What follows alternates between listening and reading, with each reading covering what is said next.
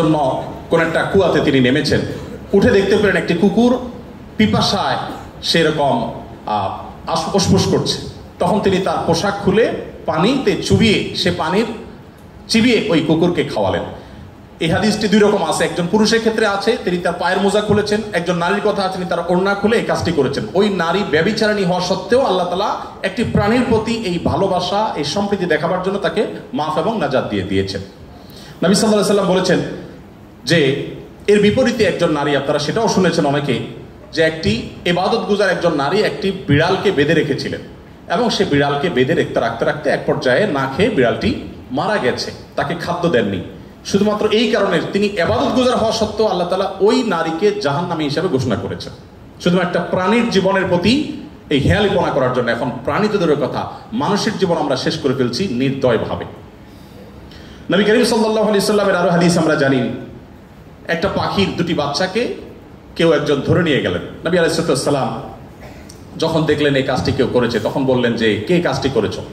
তখন নবী করিম সাল্লাল্লাহু আলাইহি ওয়াসাল্লাম তাকে ডেকে বললেন, যাও, এই যে পাখি, মা পাখিটা সে ছটপট করছে আমি দেখতে পাচ্ছি, এই বাচ্চাগুলোকে সেখানে রেখে আসো, এটা তোমার জন্য জায়েজ নাই, মা পাখির বাচ্চাগুলোকে তুমি ছিনিয়ে আনবে জাস্ট তোমার বিনোদনের জন্য। তখন নবী করিম সাল্লাল্লাহু আলাইহি ওয়াসাল্লাম ওই নির্দেশ সাহাবীকে করেছেন এবং ভর্ৎসনা করেছেন এই কাজটি করবার জন্য। এর বিপরীতে আরেকটা ঘটনা আমরা জানি, এর পাশাপাশি আরেকটা ঘটনা আমরা জানি, নবী সাল্লাল্লাহু আলাইহি ওয়াসাল্লাম এক ব্যক্তিকে দেখলেন তিনি পিপিলিকার উপদ্রব থেকে বাঁচার জন্য আগুন দিয়ে পোড়াচ্ছেন। তিনি বলেছেন, খবরদার, লা ইউআযযিবু বিন-নার ইল্লা রাব্বুন নার, আগুন দিয়ে পুড়িয়ে নির্মম ভাবে তুমি এটাকে হত্যা করতে পারো। যদি হত্যা করতেই হয় তাহলে তুমি এমনি পিষে মেরে ফেলো, অন্য কোনো ভাবে মেরে ফেলো, নির্মম ভাবে তুমি মারতে পারো না। আমাদের অনেকে দেখবেন যে ওই যে এক ধরনের আঠা পাওয়া যায় ইঁদুর মারা, সে আঠা দিয়ে ইঁদুর মারার চেষ্টা করেন, নির্মম ভাবে মৃত্যু, হত্যা করা বা নিধন করা, এটা জায়েজ নাই। সে আপনাকে উপদ্রব করে আপনি হত্যা করতে পারেন, কিন্তু নির্মম ভাবে হত্যা করবার বা হত্যাকে আপনি এনজয় করবেন এই অধিকার আপনাকে ইসলাম দেয়নি। নবী করিম সাল্লাল্লাহু আলাইহি ওয়াসাল্লাম তার সাহাবী আব্দুল্লাহ ইবনে সাঈদ ইবনে জুবাইর বলেছেন যে সাহাবী আব্দুল্লাহ ইবনে ওমর রাদিয়াল্লাহু তাআলা আনহু একবার যাচ্ছিলেন, দেখলেন যে কুরাইশের কিছু যুবক কিছু পাখিকে বেঁধে রেখে তীর নিক্ষেপ করছিলেন হাত সই করার জন্য, এবং ওই পাখিগুলোর যে মালিক তাকে বলেছেন যেটা লাগবে না মিস হবে, ওই তীরটা তোমার, বিনিময়ে তুমি তীর পেয়ে যাবে, আর লাগলে তো পাখি মারা যাবে। এটা জাস্ট মজা করছিল তারা। দেখেন আল্লাহ নবী সাল্লাল্লাহু আলাইহি ওয়াসাল্লাম সাহাবী আব্দুল্লাহ ইবনে ওমর যখন এসেছেন, জাস্ট তাকে দেখেছে, দেখার সাথে সাথে দৌড়ে পালিয়ে গেছে তারা, ওই যুবকরা, কারণ জানেন যে নবী সাল্লাল্লাহু আলাইহি ওয়াসাল্লাম সাহাবী কোন প্রাণীর প্রতি নির্মমতাকে সহ্য করবেন না, চলে গেছে তারা। তখন এবার আব্দুল্লাহ ইবনে ওমর রাদিয়াল্লাহু তাআলা আনহু বলেছেন, আল্লাহ লানত এবং অভিশাপ নাজিল হয় ওই মানুষগুলোর প্রতি যারা কোন প্রাণীকে এরকম বিনোদনের জন্য জাস্ট তীর মেরে গুলি মেরে বিভিন্নভাবে লক্ষ্যবস্তু তাদেরকে বানায়।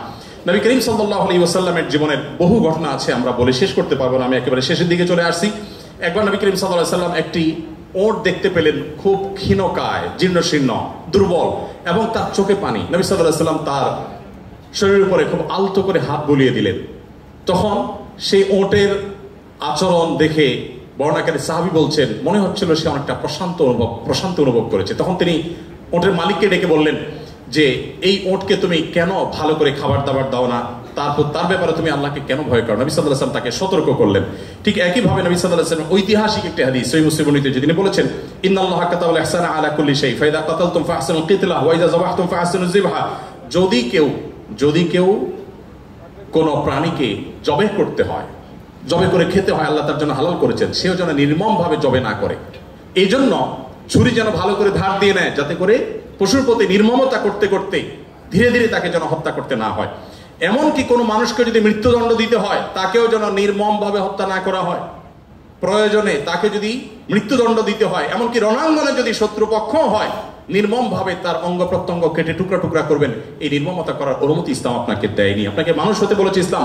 নবী সাল্লাল্লাহু আলাইহি ওয়াসাল্লাম এক ব্যক্তিকে দেখলেন যে তিনি তার কোন একটা পশু জবাই করার জন্য শুয়ে তারপরে সেই পশু ছুরি ধার দিচ্ছেন। একদিক থেকে শুয়েছেন, হয়তো পাও দিয়ে পাড়া দিয়ে ধরে রেখেছেন, আর অপর দিক থেকে হাত দিয়ে তিনি ছুরি ধার দিচ্ছিলেন। নবী সাল্লাল্লাহু আলাইহি ওয়াসাল্লাম বলেছেন যে আতুরিদু আন তুমিতাহা মাউতা, তুমি কি চাও এই প্রাণীটাকে কয়েকবার হত্যা করতে? কেন তুমি আগে ছুরি ধার দিয়ে আনো নাই? নবী করিম সাল্লাল্লাহু আলাইহি ওয়াসাল্লাম একটি গাধার পাড় দিয়ে যাচ্ছিলেন, দেখতে পেলেন যে গাধাটার উপরে কেউ ছেক দিয়েছে, কোন লোহাটো হাতে দাগ দিয়ে ছেক দিয়েছে, ক্ষত বিক্ষত হয়েছে। নবী সাল্লাল্লাহু আলাইহি ওয়াসাল্লাম বলেছেন, লাআনাল্লাহু আল্লাযী ওয়াসামা, যে ব্যক্তি গাধাটাকে ছেক দিয়েছে, আল্লাহর লানত, আল্লাহর রহমত থেকে সে বঞ্চিত হয়ে অভিশাপ তার উপরে নাজিল হবে। নবী করিম সাল্লাল্লাহু আলাইহি ওয়াসাল্লাম এক ব্যক্তিকে দেখলেন যে তিনি বলছেন, হে আল্লাহর রাসূল, আমি যখন ছাগল জবে করি তখন আমি যাতে অপ্রয়োজনীয় কষ্ট দিতে না হয়, নির্মমতা করতে না হয়, সেদিকটা খেয়াল করে নবী সাল্লাল্লাহু আলাইহি ওয়াসাল্লাম বলেছেন, রাহিমাকুল্লাহ, তুমি যদি ছাগলের প্রতি দয়া পরবশ হও, আল্লাহ তাআলা তোমার প্রতি দয়া পরবশ হবেন। ভাইরা আমার, এমনকি তৃণলতা গাছপালা এগুলো প্রয়োজন ছাড়া যদি কেউ কাটে, নবী সাল্লাল্লাহু আলাইহি ওয়াসাল্লাম বলেছেন ওই ব্যক্তির মাথায় আল্লাহ তাআলা জাহান্নামের আগুন নিক্ষেপ করেন। প্রয়োজন ছাড়া যদি বৃক্ষ নিধন করে কেউ। আমি তো সারাদিন সারারাত বলি, হয়তো নবী সাল্লাল্লাহু আলাইহি ওয়াসাল্লাম দুর্বলদের অধিকার আদায়ের জন্য কি করেছেন, শুধু কথা বলেননি, কি করেছেন সেগুলো বলে হয়তো শেষ করা যাবে না। আমাদের সময় অনেক আগেই শেষ হয়ে গেছে। আমি শুধুমাত্র শেষের দিকে আসছি এবং বলতে চাই, আজকে যে জায়গায় আমি দাঁড়িয়ে কথা বলছি, এই বিশ্ববিদ্যালয় সহ বহু বিশ্ববিদ্যালয়